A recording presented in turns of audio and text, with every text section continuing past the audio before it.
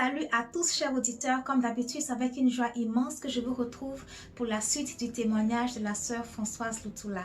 Vous l'avez certainement deviné, nous sommes enfin sur la dernière partie du témoignage, c'est-à-dire la 7e partie. Pour tous ceux qui nous prennent en marche, soyez les bienvenus sur notre série de témoignages et nous sommes en train de lire le témoignage d'une sœur qui se prénomme Françoise Luthula. Françoise Luthula a affirmé être une ex-sataniste qui s'est repentie et qui désormais sert le Seigneur Jésus-Christ. J'aimerais aussi éclairer un tout petit peu ceux qui jusque-là nous ont suivis. La partie spécifique du témoignage que nous sommes en train de lire est relatée par celui-même qui a délivré la sœur Françoise Luthula au nom du Seigneur Jésus-Christ. Je sais que vous êtes tous très impatients d'entendre la suite du témoignage, alors sans tarder, lisons la dernière partie du témoignage. Après avoir entendu la sœur je lui ai demandé de m'accorder un temps de prière. Non pas que je doutais de ses paroles, mais simplement pour me mettre dans l'ambiance du Saint-Esprit, c'est-à-dire dans l'atmosphère. Je fis un jeûne de 2 jours, au terme duquel Dieu confirma la prophétie en mettant en moi une forte conviction. La sœur était certaine de mon accord. Sans me consulter, elle avait déjà acheté 2 billets d'avion Kinshasa-Kindu le 20 mai 1983. 2 jours après ma conversation avec elle, le 21 mai, je me rendis de grand matin à Rimini. J'avais emporté tous mes effets de voyage et ma décision était de ne rentrer que lorsque la prophétie aurait été accomplie. La sœur me demanda « Es-tu prêt pour le voyage ?» me dit-elle en m'accueillant à mon arrivée chez elle. Je lui demandai « Quel voyage ?» Je n'ai pas de billet de transport. Et elle me dit « Tout est réglé par la grâce de Dieu. Nous avons les billets. Allez debout, en route pour l'aéroport. » À Kasongo, vivait un pasteur qui nous connaissait depuis le temps de notre groupe de prière situé sur la 9e rue à Kinshasa, Limette. Dieu sait vraiment arranger les choses. Ce pasteur était le représentant légal de toutes les assemblées de Dieu de la sous-région. Et puisqu'il nous connaissait en notre qualité de serviteur de Dieu, il ne s'opposa pas à notre demande de travailler au sein de l'église qui lui était confiée. Nous avions observé 3 jours de jeûne et de prière. Nous avions commencé par faire des séminaires bibliques dans les églises avant de faire des croisades d'évangélisation.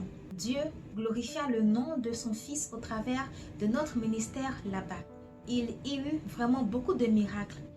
Les paralytiques marchèrent, les sourds entendirent, les aveugles recouvrèrent la vue et ceux qui étaient possédés par les esprits impurs furent délivrés. C'est surtout cette dernière catégorie-là qui était la plus nombreuse. Comment est-ce que j'ai fait la connaissance de la sœur Françoise Luthula? Eh bien, parmi ceux que le Seigneur avait délivrés au travers de notre ministère, se trouvait une jeune femme de Shabunda qui est aussi la zone d'origine de la sœur Françoise Luthula. Cette sœur avait été délivrée d'un esprit impur qui la tourmentait depuis très longtemps. Une fois de retour chez elle, elle informa les parents de Luthula de ce que le Seigneur avait fait dans sa vie. Elle ne manqua pas de leur dire que nous nous trouvions à Kasongo, à environ 90 km de là. Partant de sa propre expérience, elle parvint à convaincre les parents de Luthula de l'emmener, non en Tanzanie, mais là où nous nous trouvions à Kasongo. Un dimanche soir, nous revenions de Mitende. Mitende est une localité située à 7 km de Kasongo où nous avions prêché la parole de Dieu dans l'une des paroisses des Assemblées de Dieu. Après avoir parcouru toute cette distance à pied, nous étions vraiment épuisés. Arrivés enfin à Kasongo, nous avons rencontré un groupe constitué d'un homme et de 4 femmes. L'une d'elles attira mon attention. Elle était très maigre. Elle avait les cheveux ébouriffés et sales. Ses yeux étaient enflés et son regard était hagard. Malgré sa maigreur, sa poitrine était très enflée, à la manière d'une femme qui allait. Elle portait une robe très sale en lambeaux. Ses jambes et ses pieds étaient tellement enflés qu'il était inutile de faire appel à un médecin pour diagnostiquer un éléphantiasis. En un mot, elle avait tout d'une folle. J'ai appris plus tard que ce groupe venait de Shabunda et je ne savais combien de temps ils avaient mis pour parcourir cette distance à pied. Ce jour-là, c'était le dimanche 10 juin 1983. En voyant la personne que je viens de décrire, c'est-à-dire la sœur Françoise, que je ne connaissais pas, je compris vite qu'elle avait besoin d'une prière de délivrance. Compte tenu de l'heure tardive et de la fatigue qui gagnait mon corps, je murmurai en moi-même. Pourquoi ne pas attendre demain pour la délivrance de cette femme? Et c'est alors que le Saint-Esprit me dit clairement, pourquoi voulez-vous compromettre mon œuvre? Convaincu de l'appui du Seigneur, je demandai à ma compagne de voyage d'entretenir la nouvelle venue, c'est-à-dire la sœur Françoise Lutula, sur la repentance et le pardon des péchés, le temps de me retirer dans la prière pour demander non ma volonté, mais la direction du Seigneur. En effet, le service de délivrance nécessite beaucoup de prières. Marc chapitre 9 verset 29. Je rejoignis la sœur Philomène une fois ma prière terminée. À son tour, elle se retira pour prier. En attendant son retour pour commencer la prière de délivrance, j'entrepris de sonder la sœur Lutula. Je lui posai certaines questions en rapport avec la parole de Dieu. Mais ses réponses démontraient une résistance farouche à la parole de Dieu. Le Saint-Esprit m'interdit de continuer à lui poser des questions. J'avais vite compris que ce n'était pas elle qui répondait, mais les mauvais esprits qui étaient en elle. Et ne pouvant soutirer aucune information d'elle, je me tournai alors vers ceux qui l'avaient amenée. Je leur demandai de me parler un peu d'elle. Plus tard, nous débutâmes ensemble la prière de délivrance. Voyant l'état de possession avancé de la sœur Lutala, j'avais eu la présence d'esprit d'écarter la foule de peur que les mauvais esprits, une fois chassés du corps de Lutala, n'entrent dans les nombreux païens qui se trouvaient dans la foule. Je parle bien des païens, puisque les véritables enfants de Dieu sont couverts par le sang de l'agneau de Dieu. Après avoir prié pour la délivrance de la sœur Françoise, la pensée de devoir abandonner notre sœur nous préoccupait. Nous ne voulions pas laisser une nouvelle convertie au Seigneur sans encadrement adéquat. Nous devions déjà partir 3 jours plus tard. Nous décidâmes alors de baptiser la sœur Françoise. Le lendemain matin, j'exhortai la sœur sur la nécessité d'un baptême d'eau par immersion. Elle me posa une foule de questions malgré tout ce que le Seigneur venait de faire dans sa vie, c'est-à-dire sa délivrance par l'intermédiaire de notre ministère. La sœur Françoise refusa catégoriquement de se faire baptiser sous prétexte qu'elle avait déjà été baptisée lorsqu'elle était au couvent. Malgré toutes mes explications, j'avais l'impression que mon interlocutrice ne comprenait pas un mot de tout ce que je lui disais. Vers 10 heures, elle s'excusa pour aller prendre un peu de repos dans sa chambre. J'acceptai sans peine qu'elle se repose tout en intercédant pour que Dieu ait pitié d'elle et lui fasse comprendre qu'il est important qu'elle se fasse baptiser par immersion. Et voici comment le Seigneur exauça ma prière. Vers 14 heures, la sœur Lutala vint elle-même nous trouver pour nous dire qu'elle était prête pour le baptême. Et elle dit, « Je désire recevoir le plus tôt possible le baptême par immersion. » Et elle me dit, « Oh pasteur, Dieu m'a parlé. » Et je lui demandai, « Dieu vous a parlé? Comment avez-vous su que c'était lui? » Et elle me dit, « C'est simple, à 10 heures, lorsque je me suis retirée dans ma chambre pour me reposer, je me suis assoupie. Peu après, je me suis retrouvée en songe dans un endroit qui ressemblait à une salle de classe.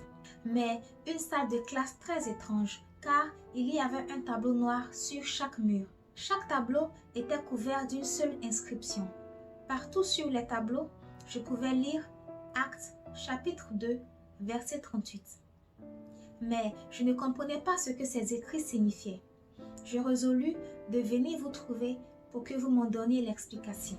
Et c'est alors que je sentis mes forces me manquer et je m'endormis encore une fois, mais très profondément cette fois. Et j'eus ensuite un autre rêve. Je vis non plus une salle de classe, mais une grande rivière. Il y avait 2 colonnes de gens disposées en file indienne. Chaque personne devait traverser la rivière en s'y plongeant complètement pour pouvoir atteindre l'autre rive. De l'autre côté, il y avait un homme qui tenait de nombreux chapeaux de couleur blanche. Chacun de ceux qui avaient traversé la rivière, après s'y être plongé, recevait un chapeau de l'homme au chapeau. À l'intérieur de chaque chapeau était inscrit le nom de son destinataire. Je me suis alors approchée de la rivière et je voulus obtenir mon chapeau, mais sans traverser la rivière. Celui qui se tenait de l'autre côté me dit, « Françoise, ici, de ce côté, Ce n'est pas la même chose que là où tu te trouves. J'ai ici ton chapeau avec ton nom écrit dedans. Mais pour le recevoir, il faut que tu plonges dans la rivière comme tout le monde. Alors je reviens en arrière et pris ma place dans la file avec les autres. Quand vint mon tour de plonger pour aller récupérer mon chapeau, c'est alors que je me suis réveillée. Pasteur, je tiens à recevoir mon chapeau blanc. Je désire donc ardemment me faire baptiser par immersion. Après ces propos, la sœur Françoise se fit baptiser. Elle accepta le Seigneur Jésus-Christ comme Seigneur et Sauveur et confirma ainsi que son immersion dans l'eau était une représentation de sa mort en Jésus-Christ, en acceptant que le Seigneur Jésus-Christ était mort pour elle à la croix, signifiant que elle était morte au péché, bien que vivant encore dans ce monde. De retour à la maison, nous avons prié Dieu pour que le Seigneur baptise notre sœur dans son Saint-Esprit. Matthieu chapitre 3, verset 11. Après l'imposition des mains, le Seigneur la baptisa instantanément dans son Saint-Esprit. La sœur Loutala se mit alors à prier dans une langue inconnue, à notre grande satisfaction et à l'étonnement des profanes. Nous savions que nous devions laisser Françoise sous la protection du Saint-Esprit, mais cela nous chagrinait de l'abandonner ainsi, sans encadrement. Nous la priâmes de nous rejoindre à Kinshasa dès la première occasion et nous quittâmes Kasongo le 13 juin 1983 pour arriver à Kinshasa le 24. Seulement 2 jours après notre arrivée, alors que nous nous trouvions en pleine réunion de louanges, nous entendîmes frapper à la grande porte. Je quittai la réunion pour aller voir ce qui se passait et je vis la sœur Loutala dans l'embrasure de la porte. Ce fut pour nous une joie très immense. Les embrassades terminées, à part les valises de la sœur Françoise, nous ne trouvâmes plus personne. Il n'y avait même pas les traces des roues d'un véhicule. La voiture et son conducteur avaient complètement disparu. Calmement, nous récupérâmes les valises dont aucune ne manquait. Quand nous fûmes retournés dans la chambre haute, l'intensité des louanges augmenta. Tout le monde se rendit compte que c'était Dieu qui avait disposé un ange de son véhicule pour conduire la sœur à bon port. Le lendemain, nous rendîmes tous témoignages dans notre assemblée. Le 30 juin 1983, la sœur Françoise rendit son premier témoignage au palais du peuple à Kinshasa. Fin du témoignage. Et voilà, chers auditeurs, ainsi s'achève le témoignage complet de la sœur Françoise Loutala. Ce fut un grand plaisir pour moi de vous lire ce témoignage. J'espère que vous avez tous été édifiés. Si vous avez des commentaires surtout, n'hésitez pas à partager votre point de vue. Merci chers auditeurs pour votre fidélité. On se retrouve très bientôt pour une autre vidéo. Que Dieu vous garde. Bye bye.